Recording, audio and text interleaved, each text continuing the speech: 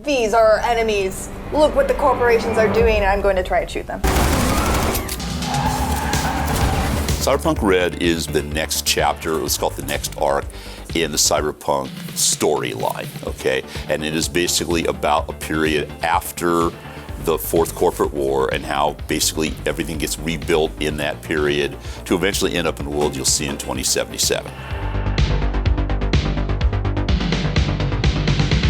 If 2020 were Star Wars, then Cyberpunk Red is basically Empire Strikes Back, and then 77 is Return of the Jedi. We've always tended at Talsorian to look at the Cyberpunk series as though it's a comic book. And you know, comic books reset, have arcs, have changes and so forth like that. We've always seen it that way from the beginning. Even before I met the people over at CDPR, that was basically a tenet. Part of it is that in a role-playing game, at some point, characters and situations become static. RSI becomes too powerful to stop. Players become too powerful to stop. So you have to reset, but you have to find a smart way to do it. So Dave Ackerman and I sat down. Dave is my best friend.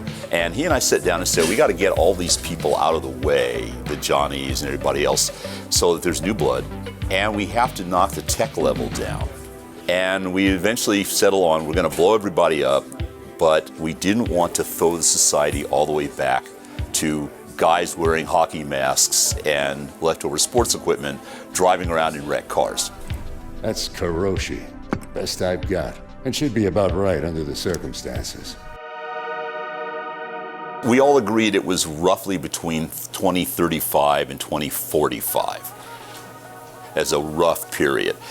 During that time, people rebuild Night City. They move to abandoned cities across the United States and parts of Europe. They rebuild transit and society, but in novel and weird ways. And there's a big shakeup in terms of how the net works, how corporations work, and the role of the United States government in that world.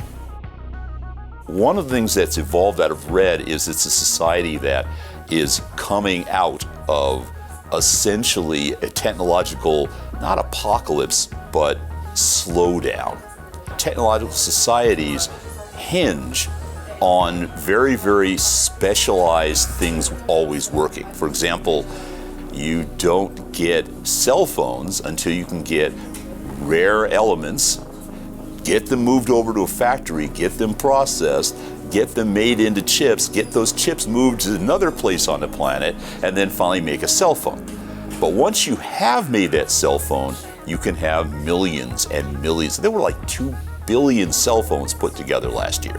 So what we have is in the Fourth Corporate War, a lot of denial of transport and resources that knocked everybody back on their heels. No new stuff got built. A lot of things didn't get delivered. A lot of ships with tons and tons and tons and tons of stuff and cargo set in harbors because they were afraid to leave because the harbors were mined. And a lot of the infrastructure got messed up. But if you need to get a cell phone, you didn't care about it being a new model of cell phone. There were 3 billion cell phones out there somewhere. Thing is, chip's gotta make it into the thieves' terminal. That's all I need. Think you can do that? Then we got a deal. Basically, instead of wrecking a society as a tremendous explosion, everything ended, we had to figure out ways to basically have it fall apart in slow motion so that people would still have cool technology. They just wouldn't have it ubiquitously. For example, in Cyberpunk Red, we have this idea called the night markets. And some of you are probably familiar with the idea of food trucks and food truck markets. A bunch of food trucks all come together. Everybody puts up the signs, a little bit like that. And I said, what if that's how things get done in the Red times? That you don't go to get a new gun by going to the Militech store, because there isn't a Militech store, because they're not getting shipments delivered anymore because the ship was sunk.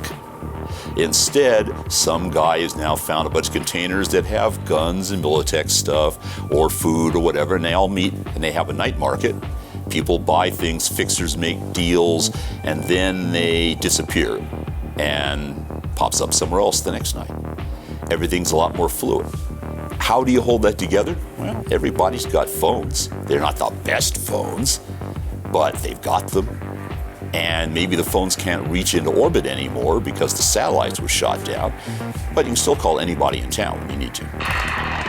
Nice. Ooh, I'll take that. That's a 16. He's like, ah! People should check it out, particularly if they haven't played a Cyberpunk game before, because I think it's going to be not just interesting, but the easiest and most accessible way to get into this type of genre.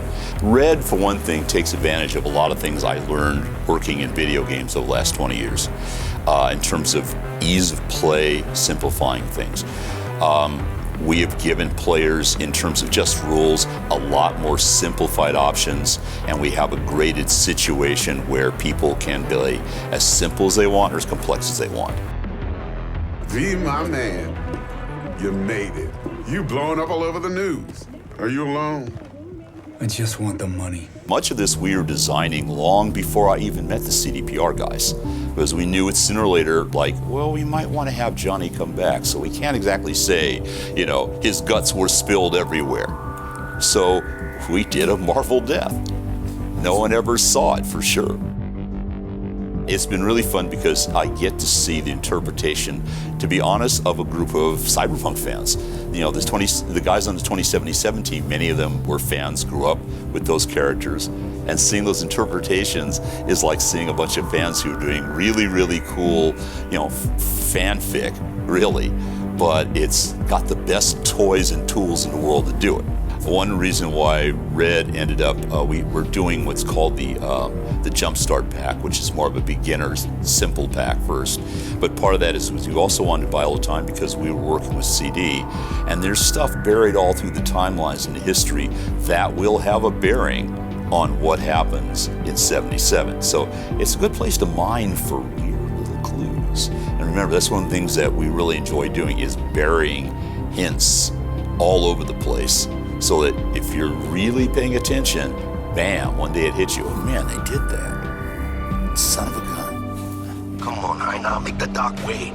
Pull some pants on your culo and get down here. Subway entrance. Bring your iron. Another thing is that it is a lot more accessible because you don't have to jump in and know all the characters. You're being part of the process that's making the new group of characters. So you could go into Red and never know who Johnny or Alden and those people were. It wouldn't matter. They would be like legends you might have heard about at some point, in the same way as nobody out here really probably remembers an Elvis concert. You know, we know Elvis did concerts. We've seen the films. How many people in our audience have actually gone to an Elvis concert? I haven't. So I think we've created a really interesting design that integrates cyberpunk in a modern way. And you don't have to have watched Blade Runner 800 times, even though I have, and I recommend you do. So basically, I think that what you'll find is if you really are curious about what makes up the background of the video game you're seeing, or you want to see how the genre works in a game that you can play, you should check Red out.